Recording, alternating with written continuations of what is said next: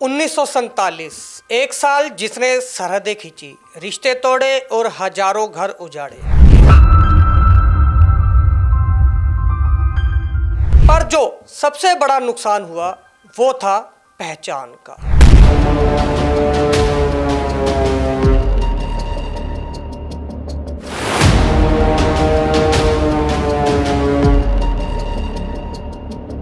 मैं हूं प्रदीप चौधरी, पंजाब के राजपुरा में पला बढ़ा, लेकिन मेरी रगों में जो भाषा, जो तहजीब, जो विरासत दौड़ रही है वो है भावलपुर की।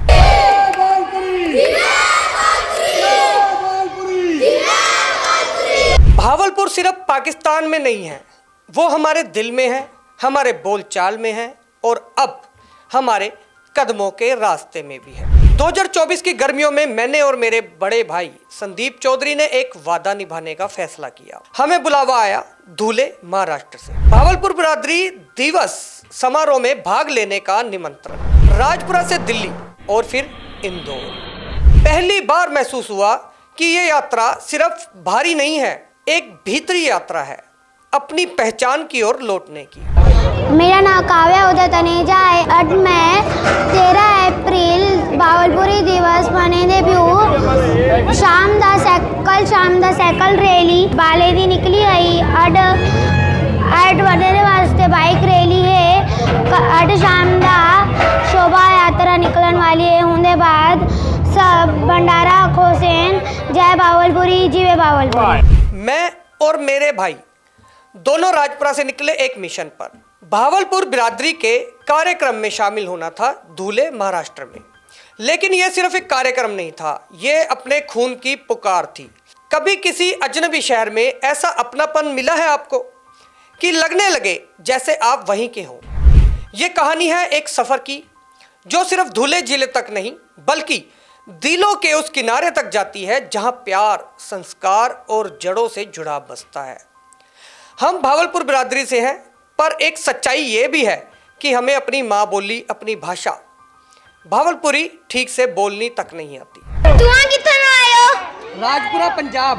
पंजाब न आयो? ये एक अफसोस भी है और एक तकलीफ भी, लेकिन इसी कमी को पूरा करने का एक बहाना बना धुले जिले में होने वाला 3 दिन का भव्य भावलपुर बिरादरी कार्यक्रम। 11 अप्रैल को मैं और मेरे बड़े भाई राजपुरा से निकले, दिल्ली तक का सफर किया, एक ऐसे भाई की कार में जिसने इंसानियत और भाईचारे का नाम जिंदा रखा है। दिल्ली पहुंचकर मेट्रो पकड़ी और टर्मिनल 3 पर पहुंचते पहुंचते ये सफर भावनाओं से भर गया। जब प्लेन ने उड़ान भरी तो सिर्फ इंदौर तक नहीं, एक आत्मिक यात्रा भी शुरू हो गई थी। इंदौर में कदम रखा तो पहले से ही एक फरिश्ता हमारी राह देख रहा था। सुशील पोपली जी का भेजा हुआ ड्राइवर, हसमुख मिलनसार और बजरंगबली का पक्का भक्त। उसने हमें पूरे रास्ते एक बार भी अकेला या बोर नहीं महसूस होने दिया। 4 घंटे का इंदौर से धुले का सफर ऐसा लगा मानो किसी पुराने यार के साथ बैठकर जा रहे हो। जब भूख लगी तो उसने एक ऐसे ढाबे पर रोका जहां सिर्फ खाना नहीं, प्यार परोसा गया। वहां की स्वाद सब्जी, गरम गरम रोटियां और चाय ने ऐसी तसल्ली दी जैसे माँ ने खुद अपने हाथों से परोसा हो।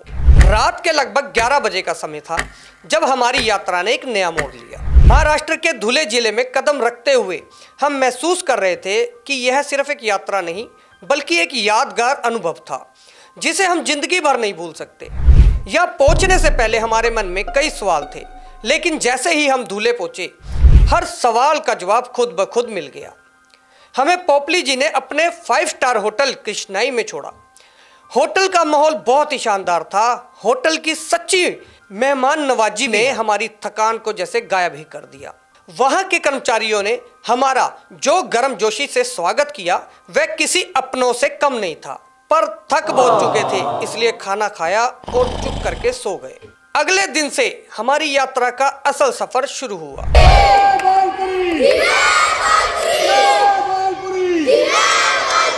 धुले जिले की सड़कों पर चलते हुए हमें महसूस हुआ कि यहाँ के लोग जितने सच्चे हैं उतनी ही सच्ची उनकी मेहमान नवाजी भी है। यह हमारा होटल में ही नहीं बल्कि दिल से स्वागत भी किया गया। इस यात्रा ने हमें कुछ ऐसे दोस्त दिए जो भाई से बढ़कर थे।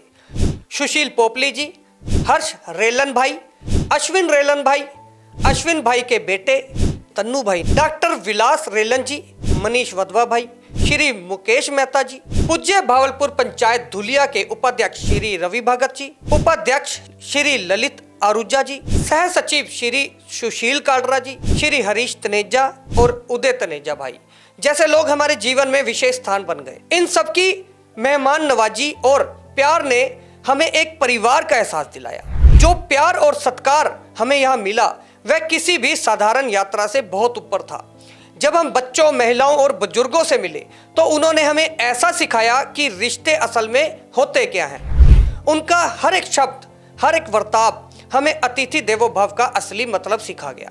यात्रा के दौरान जब हम धुले जिले में पहुंचे तो हमें ऐसा महसूस हुआ कि हम पहले से यहाँ के निवासी हैं। यहाँ के लोग हमें इस तरह से अपनाते हैं कि मानो हम उनके अपने रिश्तेदार हों। यहाँ के लोगों के साथ बिताए गए पल एक सपने की तरह थे। अगले दिन जब हम पोपली जी से मिले तो उनका प्यार और स्नेह हमें बड़े भाई की तरह महसूस हुआ। उनके साथ नाश्ता करते हुए जो बात हमें सबसे खास लगी वो थी उनकी तहे दिल से दी गई मेहमान नवाजी। तो दोस्तों, ये था हमारा राजपुरे से धुले तक का वो खास सफ़र। एक ऐसा सफ़र जिसने ना सिर्फ हमारी थकान मिटाई बल्कि हमारे दिलों को एक ऐसा अपनापन दिया जिसको शब्दों में बयां करना बहुत मुश्किल है। धुले की मिट्टी में जो सौदापन है, वहाँ के लोगों के दिलों में जो मिठास है और भावलपुरी विरासत के लिए जो गर्व है, वो इस सीरीज की असली पहचान है। हमने इस सफ़र को पार्ट्स में इसलिए पेश किया है ताकि आप हर उस पल को महसूस कर सकें जो हमने वहाँ जिया। वहाँ की साइकिल रैली, महिलाओं का भजन कीर्तन, बाइक रैली की वो गूंज और सबसे अहम शोभा यात्रा की श्रद्धा और भव्यता। छोटे छोटे बच्चों से लेकर बुजुर्गों तक सबने जो अपनी भाषा, अपनी संस्कृति और अपनी बिरादरी से जो प्यार दिखाया वो हर भारतीय को गर्व से भर देगा। तो अगली कड़ी में हम लाएंगे आपको और भी नजदीक उन झलकियों के जो दिल को छू जाएंगी। इसलिए वीडियो को शेयर करें, लाइक करें और कमेंट करें और चैनल को सब्सक्राइब करना ना भूलें ताकि एक भी पल आप मिस ना करें। और हाँ, याद रखें, ये सिर्फ एक यात्रा नहीं, एक रिश्ता है। धुले के रंग भावलपुर के संग। जल्द मिलेंगे अगली कड़ी में। तब तक के लिए नमस्कार, सत श्री अकाल, जय हिंद।